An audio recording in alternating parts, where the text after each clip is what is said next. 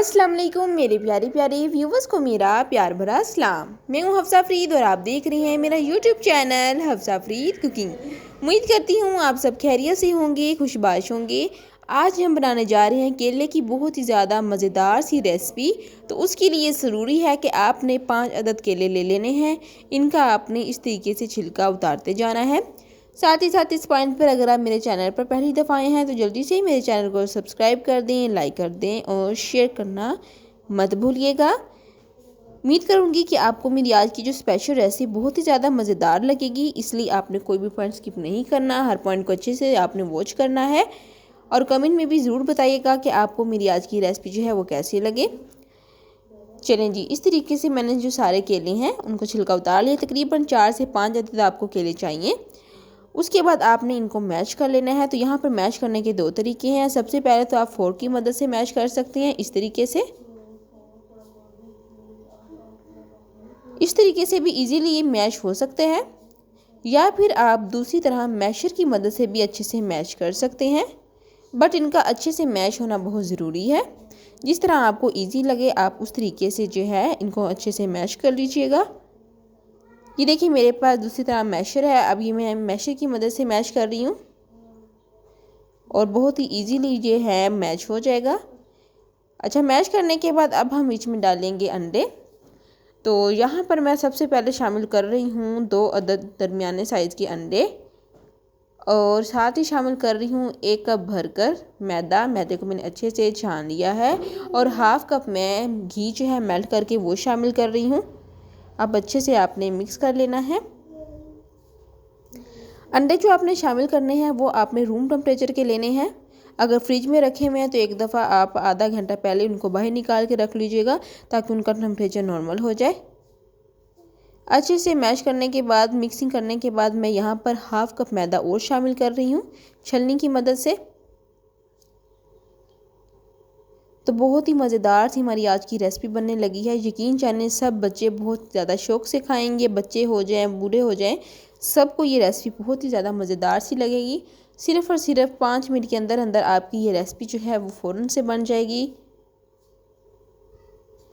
तो अच्छे तरीके से देखें मिक्सिंग कर लिया और यहाँ पर आपने एक ही साइड घुमाना है, एक ही डायरेक्शन में आपने जो है विस्क अच्छे तरीके से घुमाना है, बार बार नहीं। तो यहाँ पर मैंने आधा कप जो है मैदा और शामिल कर दिया इस पॉइंट पर और अब अच्छे तरीके से इस तरह से हम मिक्स कर लेते हैं। तो देखिए अब यहाँ पे मेरे पास बेकिंग पाउडर है। बेकिंग पाउडर जो है वो हम जब शामिल करेंगे तो उससे वॉल्यूम इनक्रीज़ होगा। तो यहाँ पर मैं 1 चम्मच भरकर बेकिंग पाउडर का शामिल कर रही हूँ। यहाँ पर मेरे पास कोको पाउडर है। अच्छा, अगर आपके पास ये कोको पाउडर नहीं है तो आप स्किप भी कर सकते हैं। चॉकलेट फ्लेवर देने के लिए यहाँ पर मैं एक कोको पाउडर शामिल कर रही हूँ। तकरीबन 2 चम्मच भरकर मैंने शामिल किया है इस तरह से। और अब विक्स की मदद से हम अच्छे से मिक्स कर लेते हैं। साथ ही साथ इस पॉइंट पर अगर आपने अभी तक मेरे चैनल को सब्सक्राइब नहीं किया तो जल्दी से मेरे चैनल को सब्सक्राइब कर दें, लाइक कर दें और शेयर करना मत भूलिएगा। आपका बेहद शुक्रिया। साथ ही साथ इस पॉइंट पर मैं एक इंग्रेडिएंट जो है वो मिस कर गई हूँ, आपने ज़रूर शामिल करना है। यहाँ पर मैंने वनीला एसेंस भी शामिल किया है। इससे ये होगा कि जो भी अंडे की स्मेल वगैरह है वो ख़त्म होगी और बेकरी की जो अपनी खुशबू होती है वो आएगी। तो आपने वनीला एसेंस ज़रूर ऐड करना है। अब यहाँ पर ना मैं दूध ऐड कर रही हूँ। तो दूध आपने ना हस्बे ज़रूरत शामिल करते जाना है। दूध जो है वो ठंडा नहीं होना चाहिए, बिल्कुल रूम टेम्परेचर का लें आप। तकरीबन आधा कप के करीब मैंने जो दूध है वो शामिल किया है और कंसिस्टेंसी जो है वो आप देख लीजिएगा कि डो की जो कंसिस्टेंसी है वो कैसी होनी चाहिए। यहाँ पर ये मेरे पास केक पैन है और इसको अच्छे तरीके से मैंने ग्रीस कर लिया है, ऊपर से बटर पेपर भी लगा लिया है। और कंसिस्टेंसी अब देख लें, बिल्कुल यही कंसिस्टेंसी होनी चाहिए, ना ही ज़्यादा थिक हो ना ही ज़्यादा थिन हो। अच्छे से टैप टैप करेंगे। दूसरी तरफ मैंने पतीला प्री हीट होने के लिए रखा हुआ था। अच्छे तरीके से पतीला गर्म हो चुका है और उसके अंदर ये मैंने स्टैंड रखा है। अब स्टैंड के ऊपर हम केक पैन शामिल कर देंगे, रख देंगे। अगर आपके पास केक पैन नहीं है तो आप जो है बर्फ़ का कोई भी बर्तन वो भी ले सकते हैं, कोला वगैरह। तो यहाँ पर मैंने पूरे 45 मिनट दिए हैं और फ्लेम जो बिल्कुल ही लो रखा है मैंने। और अब हम सेंटर से चेक कर लेते हैं कि केक कुक हो गया है कि नहीं। तो देखिए बिल्कुल ही खुश्क निकली है। नाइफ़। तो आप देखिए इसका मतलब है कि हमारा जो केक है वो रेडी हो चुका है।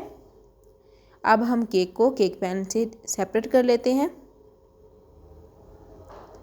बहुत ही मज़ेदार सा चॉकलेट बनाना केक हमारा जो है वो तैयार हो चुका है। बहुत ही हेल्दी केक है। तो अब बटर पेपर से अलग कर लेते हैं। बहुत ही परफेक्ट कलर आया है, बहुत ही मज़ेदार सा हो गया है। ये देखें बिल्कुल भी जला नहीं है। इस रेसिपी को आप भी अगर इसी तरह से फॉलो करेंगे तो आपकी भी रेसिपी बहुत ही ज़्यादा परफेक्ट बनेगी, बिल्कुल भी ख़राब नहीं होगी। कटिंग कर लेते हैं। बहुत ही मज़ेदार और फ्लफ़ी केक जो है हमारा तैयार हुआ है। उम्मीद करती हूँ कि आपको मेरी आज की रेसिपी जो है वो बहुत ही ज़्यादा पसंद आई होगी। फिर मिलूँगी एक नई रेसिपी के साथ। तब तक हफ्सा फरीद को दें इजाज़त। अल्लाह हाफिज़।